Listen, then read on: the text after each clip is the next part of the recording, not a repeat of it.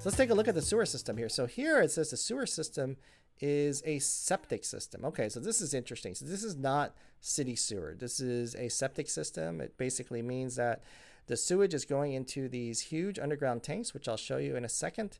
Let's come back to that. And the electric and gas is public. That's great. That means that the electric company and gas company is billing the tenants directly, so you don't have to worry about it. They have to go to the electric company, they have to go to the gas company, get it all set up, and then the bills are going to go directly to them. And so that's great. It's not something for you to have to concern yourself. But let's take a look at the sewer system. So as we go in here, they're going to have some more details about the infrastructure here. So it says here, the property has public water. Okay. It's billed to residents using remote RF meters. So that means that the bills are being read remotely. Okay, perfect.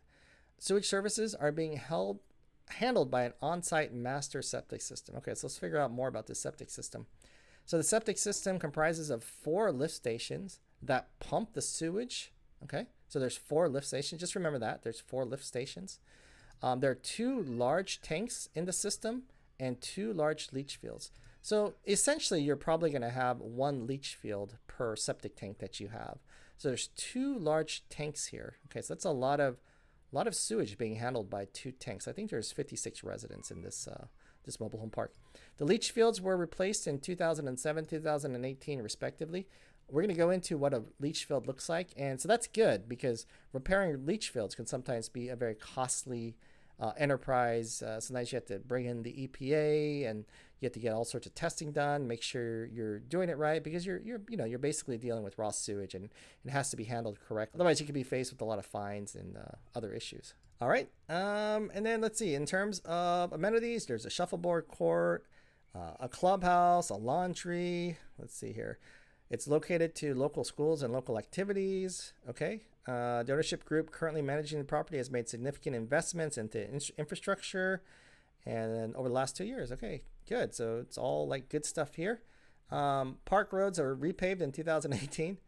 That's actually usually a good sign. If you see park roads getting repaved, it probably means that a park owner is getting ready to sell or refinance. So typically, that's what triggers them to repave their roads. So if you know local pavers in an area and you hit them up and say, hey, look, if you find out about any park getting repaved and you let me know about it, and if I end up getting that park under contract, I'll go ahead and I'll pay you a finder's fee or something like that. But yeah, it's funny that this park was just repaved in 2018. So obviously they were thinking about selling or refinancing. Septic system leach fields were replaced. Okay, so we read about that. $200,000 of capital improvements made in the last 2 years. So if we get this thing under contract, of course, you're going to want to know what that $200,000 went to, what sort of capital improvements were made. Close to local public schools. Later on, when you do your diligence, you might want to check up on the public schools and find out if they're highly rated, if that's actually a draw or an attraction within that area to go to those public schools. Let's see. So their upside, what's the upside here is there's vacant park-owned homes. So we're going to take a look at that later on and find out what condition those park-owned homes are. Location seems like it's pretty good. It's a mile from the city center. And this is a good thing here because this says that the property in the city master plan is between 2022 to 2027. I mean, who knows if it's actually going to happen, but at least there's plans to bring city sewer to that park. So later on, if it turns out that that septic system is causing issues and you want to convert it later on to city sewer, at least it looks like there might be an option so you're not stuck without having a way to deal with sewage. Speaking of sewage, yay, let's talk about some sewage.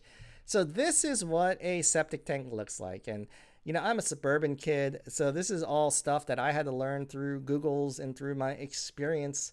So there's probably people who are watching this video who know a lot more about this stuff than I do. But anyways, here is a diagram of what it looks like. So you flush the sewage, it goes into this big tank. This tank is divided into 2 sections. The effluent or the solid waste product sinks to the bottom and then gets dissolved by the bacteria in this tank here. And then once it's sort of all dissolved, the water flows out into what's called a leach field or drain field. And it's just imagine like a sprinkler system. It's like a long pipe with little holes in it, and then the water seeps into whatever materials they have set here so it can go back into the ground. So the key points to a septic system, the tank itself is, it's just a concrete, or I think it's mostly concrete tank, or maybe it's a cast iron tank. The leach fields may be something that you're more concerned with. So let's take a look at what the leach fields are. So you can see here, it goes out into the leach field, and it just sort of seeps out of these holes into whatever sediment or materials are set around it, and it just gets absorbed back into the ground. So you want to make sure that the field itself, the materials are porous, so it's able to absorb. So it's not like you're getting the sewage water sitting on top of the grass, and that could end up being an issue or problem. Maybe that's the health code violation of some sort. So you just want to make sure that your field is draining well. And obviously it's a pretty complex system. Like I said, in order to fix an issue, you might have to involve the EPA, and anytime you're involving any type of government regulatory agency like that, then costs can really skyrocket. I don't, like I said, I'm not an expert on leach fields. I just know that in one mobile home park that we were looking to purchase, one of the big issues that ultimately made us pull out of it is that, for one thing, we couldn't identify where the leach fields were. There were a ton of septic tanks, and the seller said that they weren't exactly sure where the leach fields were. And so it's like, well, how are you supposed to inspect the leach fields, or try to find out whether or not those leach fields are operating properly? There's just a lot of issues going on with that. But from talking to some of the septic people, it turned out that replacing a leach field could prove to be extremely costly. So that's one of the reasons why we ended up not wanting to move forward with that deal. Remember before we talked about a lift station. So what does a lift station do? So typically with a sewage system, you want everything to flow down, right? Because it's just the gravity. So just imagine like a house that's on top of a hill, and the sewage system is at the bottom of the hill. Well, that's perfect, because then all the sewage, all the waste product can just flow down the hill by using gravity. But imagine the opposite situation for whatever reason. Let's say that the house was at the bottom of the hill and the sewage system was at the top of the hill. Well, now you have to find a way for the sewage to flow upwards, and obviously it won't flow up automatically. So what you have to do is you have to set up these lift stations. The sewage comes into the lift station, and then once it hits a certain height, then it gets pumped up. So it's exactly that. Just lift your sewage up to a higher elevation. And you can see here an example of what it might look like. I don't know if this diagram is really all that helpful, but just remember this, the concept of it is that it's when your sewage has to be lifted up in order for it to get to its final destination. All right, so we come back to our infrastructure notes here, and we fill it out. Water is public, materials, we're not sure. So what type of pipes that they actually have? Are they clay pipes? Are they PVC? What type of PVC are they? Billing. And again, you probably won't get into that until you get closer to either putting out a contract or actually getting this thing under contract, in which case you might have a plumber come out and actually take a look at those pipes for you, which is stuff we could talk about later on. We talk about due diligence. Billing, it's sub-metered, it's to the tenants. So we want to check later. We want to check, how does the rebilling look? What are collections like? So the sewer is on a septic system. Since it's on a septic system, you're not having to pay the city for dumping sewer into their sewer system.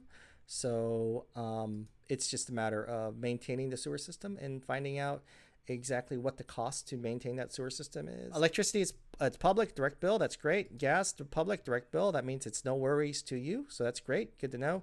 Trash, we're not sure if it's curbside pickup. That means that a big trash hauler comes through the park and picks up the trash and puts it into the big bin and then goes out. The negative about that is that it could really tear up the roads. Is there a barbecue area? I didn't really mention. Is there a picnic? It didn't really mention. Clubhouse, it did mention, yes. Pool, it didn't mention it, but the fact that it didn't mention it means that there is no pool. And then there's a laundry and shuffleboard. So we have this component filled out here. So taking a look at this, what we're really concerned with is, are we okay with the septic system? There's only 2 tanks and we have to, and the leach fields were recently replaced in 2007 and 2018. So it really depends on how comfortable you are with the septic system. Are you comfortable with having that type of system in your park? And it might not be something you know until you start to diligence that. So that's the only sort of red flag here on this infrastructure. There's actually some positive news that they recently spent $200,000 in capital improvements. So just want to find out what they were. Maybe it was the leach fields. Maybe it's other stuff too on top of that. A couple other notes here is, how does the rebuilding look? What are the collection rates like? And just sort of dive into the city sewer, maybe make a few phone calls if you get this thing under contract, and try to find out a little bit more about whether it's going to be, how possible this master plan is to be implemented in the 2022 to 2027 range, if that's realistic. If it's not realistic, you might want to talk to local people, other people nearby who are also looking to connect to city sewer. They might have some information about that. But again, you want to make sure that you're very comfortable with the sewer and the septic system if you want to go forward on this park, because you never know with the city if they're actually going to do what they say they're going to do. Okay, so that's it for infrastructure.